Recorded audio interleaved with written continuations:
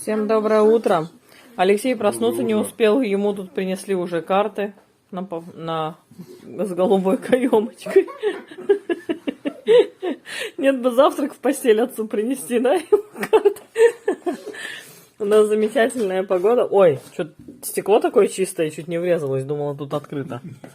У нас супер погода, солнечная, морешко, красотко. Красотко, морешко. Дети уже позавтракали, молодцы. Олег прибирается. Время 10:05, я сейчас рецепт буду снимать. Мы с Алексеем завтракать не будем, будем сразу мукбанг снимать. Вот тогда еще партийку сыграем. Не надо партийку, папе работать надо. Ты знаешь, что во сколько папа вчера лег спать? Нет. В 5 утра. Сегодня, в 5 утра. И ты ему спать не даешь, и работать не даешь, а заставляешь играть. Давай, прекращай. Дети сели обедать. Мишута маме говорит, Элине салк. А я ему отвечаю, афет олсун. А Миша маме отвечает? Громче.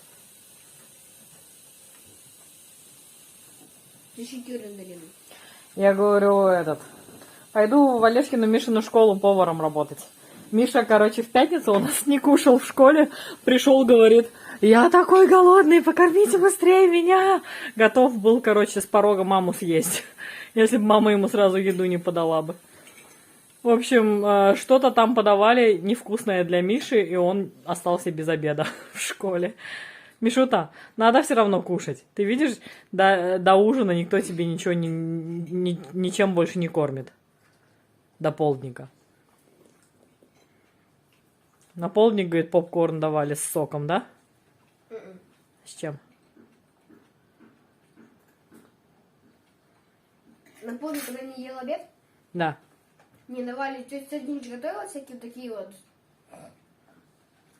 смузи чуть замороженные, которые такое вот это. Как желе? Да, Ага. такое бананное было. Бананный десерт, короче. Угу. Вкусно было? Угу.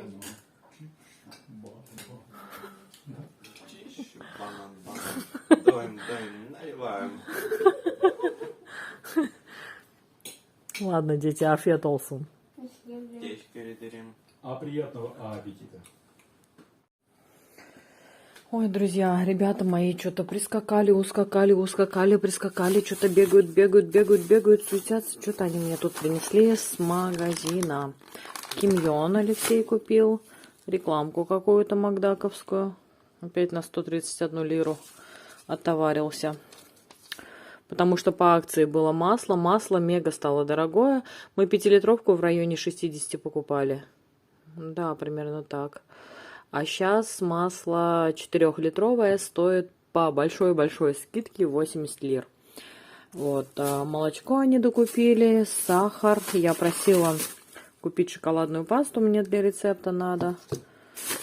Вот, сахар и соль, туз, софратуз.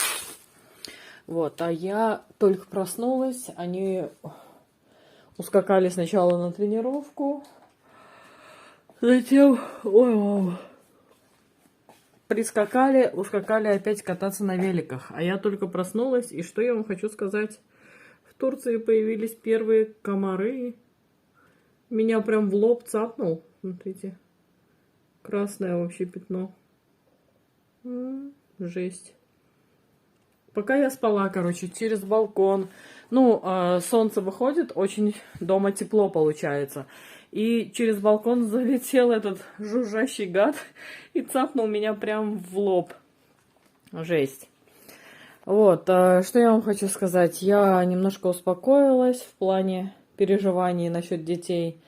Вот, поняла, что все у нас будет хорошо, что в Россию никто из членов нашей семьи возвращаться не хочет. Чуть позже я обязательно сниму по поводу нашей школы видео. Вот, ничего не спрашивайте по финансам, потому что там все индивидуально. Звоните, узнавайте.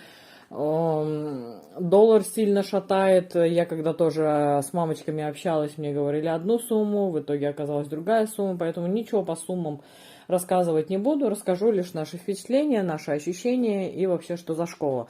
В ближайшем будущем запишу обязательно такое видео. Вот. Никто из нашей семьи возвращаться в Россию не хочет, хотя возможность такая у нас есть. Вот. Российское образование совершенно нигде в мире не котируется. Я не могу сказать, что прям турецкое везде котируется, но однозначно турецкое образование не хуже российского. Поэтому все, я успокоилась. Наши дети будут в ближайшее время получать образование в Турции. А дальше видно будет. Малоежки, они такие непредсказуемые, куда нас еще занесет. Вот. Но в ближайшие 1,5 года, этот год до конца и следующий год до конца, точно наши дети будут учиться в Турции и получать образование в Турции. Возможно, мы примем решение в отношении Олега, чтобы он заканчивал позаследующий год тоже в Турции, потому что в Турции 12-летнее образование, соответственно, если он закончит позаследующий год, это будет его 12 класс, то получается он уже среднее образование в Турции получит полностью.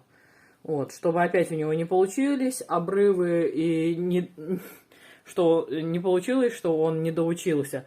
Но по сути мы получается, в России доучились 9 классов. У нас есть аттестат об окончании 9 классов в России. И, в принципе, мы теперь его будем обучать до 12 класса. Я надеюсь, во всяком случае. До 11 включительно это 100%, потому что у нас уже договоренность определенная со школой, да? А до 12, я надеюсь, класса мы его будем обучать в Турции, а дальше видно будет, куда он дальше захочет поехать поступать или будет оставаться в Турции поступать. Да, в конце концов, если прям сильно так приспичит, и в Россию мы тоже вернемся, чтобы поступать. Дальше видно будет. После 12 класса Олега будет видно. Вот такие у нас решения в отношении образования детей. Кто бы там что ни говорил, я не считаю турецкое образование хуже. Да, у них дети учатся на год дольше, чем наши дети. Опять-таки, на год дольше, чем наши дети, это для наших детей, чем наши, скажем так, в российских школах 11-классное образование, в турецких школах 12-классное образование. Но в Турции дети идут в школу с 6 лет. То есть по возрасту получается у них все то же самое, что и в России. Просто дети начинают учиться с 6 лет, а не с 7. Вот как-то так, друзья. Всем доброе утро. Время 8:40 утра. Мы сели завтракать. Сегодня едем, как Алексей говорит, в Азербайджан. У меня коррекция по бровям. Не пойти на эту процедуру я не могу, потому что, во-первых, она стоит в 2 раза дешевле, а во-вторых, после первой процедуры практически не осталось бровей. Сейчас я вам покажу. В общем, вот смотрите на мои бровки. Ничего почти не осталось от них. Поэтому процедура мне определенно необходима. Поедем сегодня на коррекцию. Не знаю, после этой коррекции, что у меня останется. Будем посмотреть. Честно говоря, я так расстроилась. Ну, эта девочка частным образом на дому делает. И когда стали у меня отходить корочки, я была в шоке, что они практически все и ушли. Сначала она мне такой Азербайджан-то наваяла. Алексей надо мной долго смеялся. Вот. А потом они все ушли. Я была в шоке, короче. Ну, как бы это не первый мой татуаж. А относительно недавно я делала уже татуаж в Москве в салоне. Ну, как бы корочки отходили, как будто, знаете, с чем сравнить? Вот как если загар резко ляжет, потом начинает отходить кожа, да, с тела. Вот точно так же отходила кожа в прошлом году, когда я делала татуаж в салоне в Москве. То есть вот буквально вот такие вот пленочки отходили, да. А здесь после вот полуторамесячного татуажа, что мне девочка делала на дому, отходили прям конкретные корки, прям черные эти корки толстые отходили, и вот после вот такого вот яркого цвета остался вот такой вот цвет совершенно никакой. Как будто моему татуажу уже 1,5 года. В общем, я расстроилась тогда, на что мне девочка сказала: вы не расстраивайтесь, на коррекции я посмотрю, что у вас осталось, и все сделаем, все будет чики-пуки, я знаю, как с вашими бровями поступить, если бы я не могла вам помочь, я бы вам изначально это бы сказала бы, но я, говорит, вам могу помочь. Не знаю, с одной стороны я ей верю, с другой стороны, блин, сейчас коррекцию сделаем, опять у меня все отойдет, и что мне опять делать? Опять ехать на коррекцию, опять тратить деньги? Короче, я не знаю, сейчас у нас еще такая ситуация, не самая лучшая, да, в материальном плане, и очень переживаю за эти брови, но буду надеяться и буду верить девочке, а дальше посмотрим. Проехали мы Ардемли. А здесь ремонтные работы, там что-то все перекопали с той стороны. Там полностью содрали асфальт. С нашей стороны тоже только одна полоса работает. Вот, видишь, вот тут парк этот, который, как он называется-то, для трекеров на машинах с прицепами, которые можно заезжать и там отдыхать. Угу. Надо как-нибудь туда попасть тоже. Все перекопали, и встречка ездит у нас тут, да? Ну да, а с 2 полос по одной осталось. Единственное, что я хочу сказать, что хорошо, что они это зимой, так сказать, делают. Не когда лето, когда высокий сезон, когда много людей. Ну да. Они и там тоже дорогу доделывают уже, и вот эту здесь взялись делать. Ну так, А вот это вот сюда мы ездили, вот в рыбный магазин. А это рыбный магазин. А вот здесь сбоку за ним прям тут же, ну фактически это один и тот же хозяин.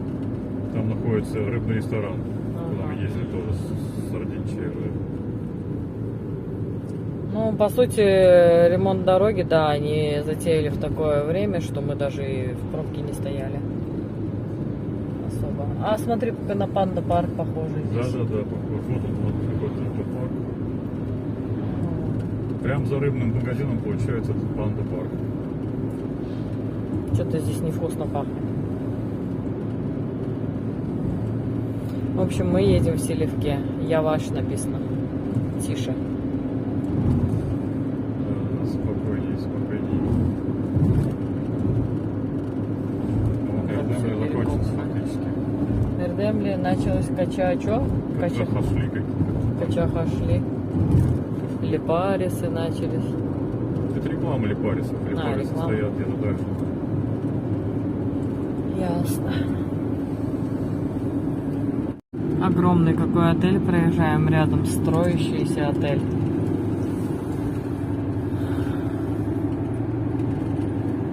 Периодически морешко видно. Вот опять смотрите морешко.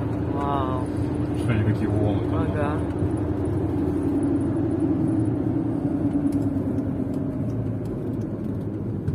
Сегодня волнуется море.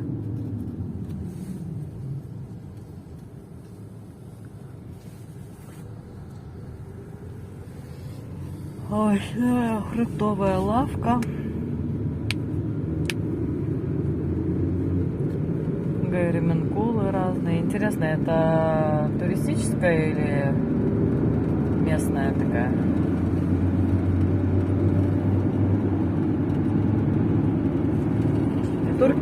Да, ну, здесь туристы отдыхают или местные турки живут? Мне кажется, что больше местные, потому что это какой-то небольшой населенный пункт. С другой стороны, очень много. Пансион Ну на да. правой стороне. Отель. А дать не надо нам? Или как это? Обед? На обратном пути. Это Айгаз. Нет, да, обед. В принципе, мы должны доехать. Отели, да, видишь, отель, опять отель. Эфтелия отель. Балык, ресторан. Больно такое как-то. Инфраструктура такая, на туристическую похожа. Вот еще один отель. Мави Бияс отель. Сине-белый.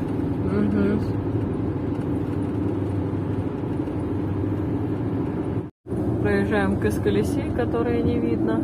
Вон оно в воде виднеется. В море стоит замок. Море, да. девичий замок. Отель «Горизонт». И вот опять инфраструктура очень похожая на туристическую. Рестораны, кафешки, магазинчики, ларечки. Хлебный, пекарня, видишь, он висит. Отель. Синий хлеб. Да. Отель опять 4-звездочный.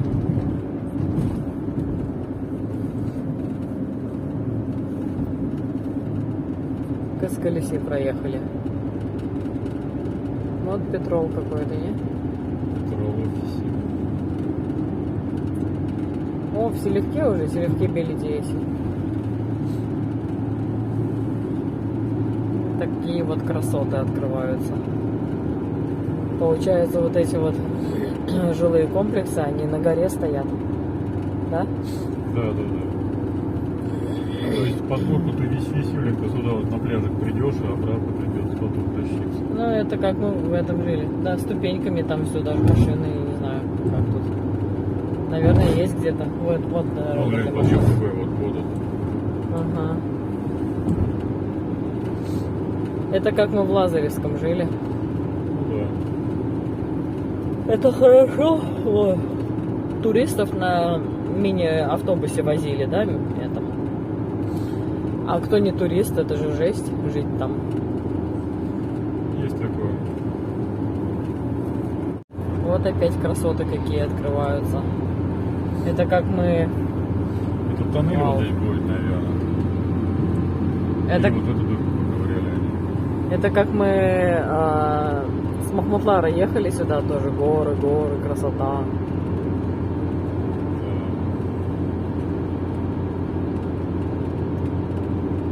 Это мы никуда не ездим. Народ спрашивает, когда будете ездить. Теперь уже точно не в ближайшее время. Марасы, вот тут какая-то есть пещера. Музей написано налево какой-то. В общем, в Турции, я не знаю, только в Турции или во всем мире так, различные достопримечательности отмечаются на коричневых этих табличках. Вот сейчас было на коричневой табличке белыми буквами написано какая-то Марасы. А налево было написано музей. Бензин страшно подорожал. Просто неприлично страшно подорожал. В Селевке 19 километров. Сколько он уже? 13,85? Где-то так, там 13,94 сейчас было на шеле. 13,94. Ужас. Совсем недавно мы с другом Ираем заправлялись по 8. Мне казалось 9 с чем. Мне казалось 8. О, как красиво, смотрите. Супер-пупер мега горы. И дорога, смотрите, впереди, ой, извивается, и море видно, и горы видны. А с правой стороны какую-то еще дорогу проковыряли. Класс. Там-то, наверное, не просто так все это делали. Мы заправили машинку 13,85 бензин. 13,40. 13,49, да, мы заправились. Проезжали 13,85 был ценник, а в итоге мы заехали на 13,49. Что на рубли я пересчитала более 75. Нет. И подъехали сейчас к светофору, а здесь Лукум, Кабурга, Лахмаджун. Какие-то фонарики он на дереве, который стоит вот этот.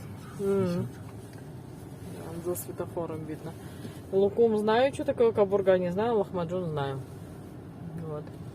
Мы уже в Селевке. В Селевке 121 тысяча населения. Здесь на название города знаки пишут сразу, сколько людей живет. Да, во всей Турции, как только заезжаешь в тот или иной населенный пункт, пишут сразу, сколько здесь жителей. Работает, просто не работает. Опять табло электронное что-то выгорело. 13,72, по-моему, это стоит. В общем, более 75 рублей стоит здесь бензин. Вот такая вот недешевая Турция. Вот 13,74. Опять заехали в какой-то туристический. А вот смотри, тут написано Узу, что на коричневом фоне? Узун Чабурч. Узун Чабурч. Что это такое? Ну, судя, что исходя из той логики, что все достопримечательности они пишут на коричневых табличках, то это какая-то достопримечательность. Вот опять указатель. Узун Чабурч. Кто знает, зрители. Там на напишите, горе пожалуйста. где-то есть крепость какая-то стоит здесь. А здесь, смотри, какие-то птички. А, хвосты. Ох, рыбьи хвосты. Магазин, что ли, рыбий? Да, он рыба внизу разрисована. А там вон птички какие-то. Памятник птичкам. Здесь Ферын Семит Эви. Дом Семита. Дом Семита, и народ вот здесь в большом количестве столпился. Машинки. Что-то машина наша опять дергается. Я прям вообще в расстроенных чувствах. Как это все надоело. Как это все не вовремя. Мы уже все вообще больше не можем в нее вкладывать ничего, в эту машинку. И я не знаю, что теперь будет, если это опять какой-нибудь предстоящий ремонт. Давлет Хастанаси. Это государственная поликлиника, больничка там где-то слева. Вот, а мы находимся в городе Селивке. Пенти, магазин нижнего белья женского. Окуларные эти автобусы, укол дашиты. Хотя сегодня не укольный день, воскресенье. Они тут такое ощущение, что по учебным дням как такие гоняются, а по остальным дням, Как частники. ну, типа того, да, по другим вопросам каким-то. Ходу мы уже приехали. Да? Практически. Практически приехали, уже во дворы куда-то заезжаем. Ой.